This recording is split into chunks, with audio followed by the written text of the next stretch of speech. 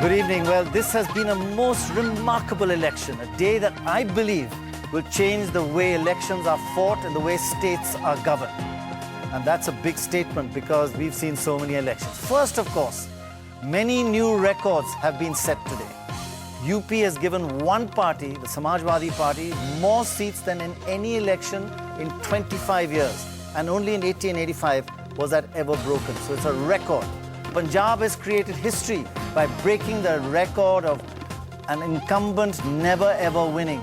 That's gone out of the history books. Goa, the first time the BJP will ever be in government on its own with its own majority. But perhaps most of all, the new formula that may be emerging in Indian politics, the winning formula of continuity and change.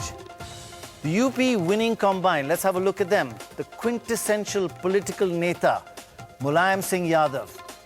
That's continuity and the voice of change and modern ideas, Akhilesh Yadav. And in Punjab, the political icon who's been around for decades and is idolized by so many, Parkash Singh Badal. And the real doer on the ground who symbolises growth and development, the CEO, Sukbir Singh Badal. Continuity and change. So you need decades as a political icon and you need growth with modern ideas. And change with the young symbolizing that growth, development and modern ideas. There are, of course, other major lessons from today's vote and we will raise them during the course of this show. Lots of lessons. But for now, Barkha, Dorab and I will be taking you through what happened in this election. We'll be joined shortly by Sukbir Singh Badal and Akhilesh.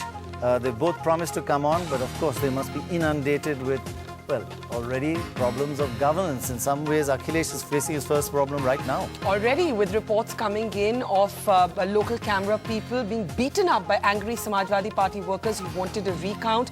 In another place, a celebratory rally, Prannoy turning violent, a little child of 7-year-old killed. So he's tasting first-hand what the problems and challenges of governance are. And in many ways, Barkha, isn't it how he reacts to this will determine his image now, from now on?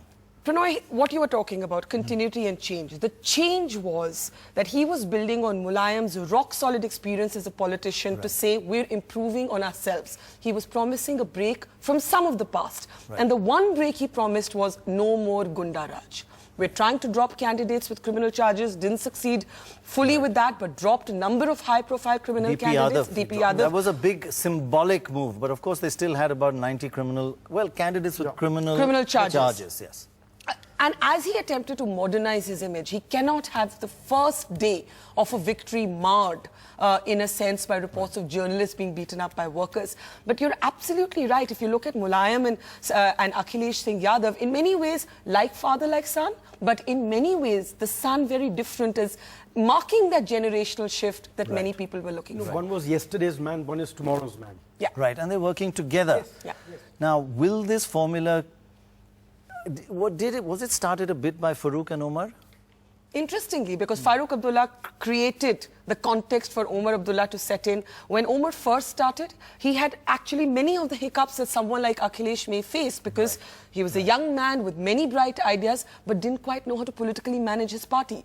Akhilesh faced some of those voices of dissent, for example, from his uncle Shivpal Yadav, and then basically said, I'm not in the race for CM, it's going to be my father. Many people, though, believe that Mulayam is grooming him for the job, and you could, in fact, see a mid-term switchover from father to son as he eases him into that role. Farooq Abdullah, he himself was a fairly modern man. These are yesterday's thinking men in political terms, while this is tomorrow's generation thinking terms, not in age terms. They will not be identical situations, but there is the similarities. And I want to push both of you a little further. There is a growing disconnect between Lok Sabha elections and assembly elections, very different issues. Are we seeing a continuity and change in the Congress party in the Lok Sabha elections with Sonia and Rahul? I think we're seeing a disruption in the continuity model there, Prannoy, because if you look at 2009 and how Rahul Gandhi performed in Uttar Pradesh, and you look at how badly, and we have to say this today, they've done badly. Yes, at the moment, just going up 6 seats from 22 in 2007. And Prannoy, the family sort of strongholds of Rai Bareli and Amethi that send Rahul Gandhi and Sonia Gandhi as members of parliament to the Lok Sabha, their candidates for the assembly doing terribly. Yeah, one out of 10. But you know, I have been struck by the lack of scientific approach to elections by the Congress party, and the way Sukbir has approached these elections with tremendous statistical backup and thinking. For example, we know that about 80% of sitting MLAs are thrown out. They repeat all 10 sitting MLAs in Raebareli and Amethi. I mean, to repeat sitting MLAs, you're asking for an 80% chance of them getting Especially kicked when you out. know that there's local discontent. How That's can right. you do that? The It's local just, MLAs normally don't seem to perform, and I think, you know, there were some rumblings within the party that this was the case, but I think it's surprising that a party that's so strongly dominated by one family cannot take a hard decision to keep those people out. Okay. One more trend which we noticed in this election, that's the huge turnout, and especially amazing turnout amongst women. Just look at this. It is, I think, the most remarkable statistic I've seen in an election in a long time. Turnout of women in Uttar Pradesh up 43%. Men up only 18%. In the end, more women voted than men, and it's never happened before. 60.2% of women voted, while 58.8% of men voted. That is a revolution. And let me tell you, those women voted were mainly in rural areas. And let's see where there were, which constituencies there were more women than men voters. And many of these were 10% higher. Look at that. The whole of eastern UP, huge, and some The parts, most of backward course. areas of UP have now become... Yes, and the great, there were some places where it was 60% women Yes. and 50% men. Yes. So women, partly because of this election commission handing out, going to house and giving slips, the kind of empowering factor for women. And if we quickly look at what impact that has had, it has really helped. No, we will come back to this later. But because we've got Sukbir Singh Badal with us, let's go straight across to him. Sukbir, many congratulations. When I traveled with you through, you knew it all along, right? Remember I was mentioning you? Yes. And Yes, you did. we've exactly achieved what we had mentioned. Yes, it was amazing. I think you pointed was not just the crowd, but the enthusiasm of the crowd. So you felt it. Yes. Well, many congratulations. Now comes the next step.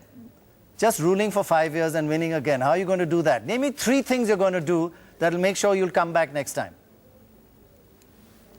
The biggest agenda is going to be administrative reforms. Today, the basic feeling among the people of the country is that there's a lot of corruption in government offices. Their work cannot be done at the right time. They have to face a lot of hassles. We started a scheme of administrative reforms. We were able to implement that in a few departments. We could not implement them in all. Within 1 year, you'll see a massive change in the governance systems in our state. We're going to make things so simple that common man need not go to government offices for his work. We have been able to achieve it in certain departments, and our aim is going to be that within 1 year, all departments of the state will this whole So governance fight against reform corruption is agenda number will be one. implemented. I think that's very important. That is Corruption, important. Second is going to be completing all our infrastructure projects. See, we are going to make Punjab power surplus within the next 1.5 years. All our projects which are under construction will be implemented.